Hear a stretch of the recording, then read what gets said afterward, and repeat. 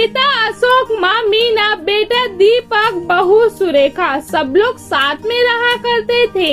एक दिन दीपक गुस्से में अपने पिताजी को कहने लगता है, पिताजी आप दोनों ही बताइए मुझे, आज फिर ऐसा क्या हुआ कि आपकी बहू का पारा 7वें आसमान पर है। बेटा हमने तो ऐसा कुछ नहीं किया जो गलत हो, फिर भी कुछ तो हुआ है। मैं अभी अभी ऑफिस से घर आया तो घर में भी टेंशन। तभी वहाँ सुरेखा आ जाती है और तेज आवाज में कहने लगती है, अपने पिताजी से क्या पूछते हो, माँ जी से पूछो। दीपक अपनी माँ की तरफ देखता है तो माँ चुपचाप अपनी नजर नीचे करके बैठी हुई थी। माँ बताइए क्या हुआ था। दीपक की आवाज सुनते ही मीना जी फूट फूट कर रोने लगी। माँ आप भी अब मुझे रोना धोना मत दिखाइए, साफ साफ बताइए हुआ क्या था। क्या मैं अपने पोते को गोद में नहीं ले सकती? क्या मैं उससे अपना प्यार दुलार नहीं दिखा सकती? उसके साथ खेल नहीं सकती? बस यही बात लग गई बहू को बुरी। सुरेखा अपनी सास को देखते हुए बोली, मुझे तो बुरा लगेगा ही, आप पुराने जमाने की औरत है, पता नहीं कब मेरे बेटे को उल्टा सीधा पढ़ा लिखा दे, फिर जाने क्या क्या कर दोगी मेरे बेटे के साथ। तो मैं क्या अपने बेटे को तुमको छूने दूंगी? अपनी पत्नी को गुस्से में बोलता देख दीपक अपने कमरे में चुपचाप चला जाता है। दीपक अपने कमरे में बैठकर कुछ सोच रहा होता है, तभी बगल में सुरेखा कभी अपने बेटे को देखती तो कभी दीपक को। अब तुम्हें क्या हुआ है दीपक? तुम परेशान मत हो, मैं धीरे धीरे तुम्हारे माता पिता को अपने काबू में कर लूंगी, तब सब ठीक हो जाएगा।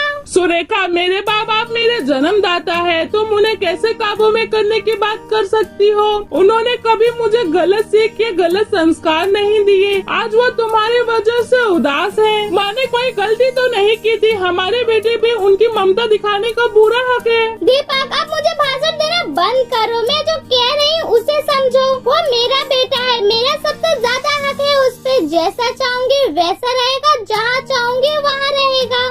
क्या कहा तुमने? मेरा बेटा? क्या वो मेरा बेटा नहीं है? मैंने कब कहा कि वो तुम्हारा बेटा नहीं है, लेकिन मैंने उसे जन्म दिया है, मैंने उसे 9 महीने अपने कोख में पाला है, तो सबसे ज्यादा हक मेरा है। और तुम इस बारे में ज्यादा बहस ना ही करो तो ठीक होगा। इसमें बहस कैसी? दोनों एक दूसरे में बहस कर रहे होते हैं। दरवाजे पे खड़े अशोक जी और मीना जी ये सब बातें सुन रहे होते हैं। और नहीं तो क्या, मैं पढ़ी लिखी नए जमाने की लड़की हूँ, मुझे तुम्हारे सहारे की जरूरत नहीं है। मैं खुद नौकरी करके अपने बेटे को पाल सकती हूँ।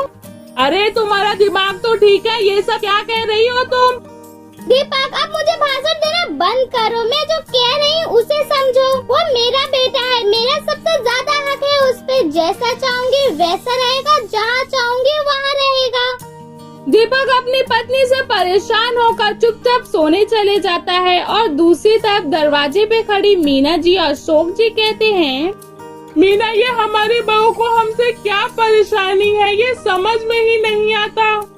मुझे भी समझ में नहीं आता, लेकिन जब से दीपक की शादी हुई है उसके बाद से अब तक बहू के रवैये से बड़ा अकेलापन महसूस होने लगा है, जैसे कि मेरा मन टूट सा ही गया है। सही कह रही हो तुम। दीपक हमारा एक लौता बेटा है और हमने उसे बड़ी सावधानी से पाला पोसा है, जिससे कि उसे जीवन में कोई दिक्कत ना आए। मगर बहू के स्वभाव से तो दीपक के लिए भी चिंता होने लगी है। लेकिन अब हम खुश नहीं है, हमारा बेटा खुश नहीं है। बहू आखिर चाहती क्या है? जैसे वो हमारे साथ कर रही है हम भी वैसा ही करेंगे। देखती हूँ कब तक वो अपनी अकड़ में रहेगी।